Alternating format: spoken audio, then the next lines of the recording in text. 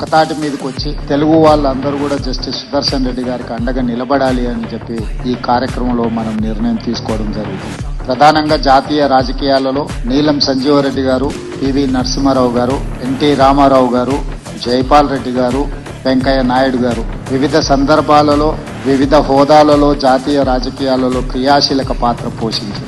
ఈ రోజు జాతీయ స్థాయిలో తెలుగు వాళ్ళ మనుగడ ఉనికి ప్రమాదకరంగా మారిన సందర్భంలో ఇండియా కూటమి రాజ్యాంగ నిపుణుడు, న్యాయ కోవిదుడు జస్టిస్ సుదర్శన్ రెడ్డి గారిని పార్టీలకు రాజకీయాలకు అతీతంగా ఉపరాష్ట్రపతి అభ్యర్థిగా ప్రకటించడం జరిగింది. ఇండియా కూటమి యొక్క ఆలోచనను జస్టిస్ సుదర్శన్ రెడ్డి గారు గౌరవించి ఈ రోజు ఎన్నికల బరిలో దిగడం జరిగింది. వారు ఎన్నికల బరిలో రావడంతో ఎన్డీఏ కూటమికి జాతీయ స్థాయిలో ఒక బలమైన ఛాలెంజ్ ను విసరగలిగినాం.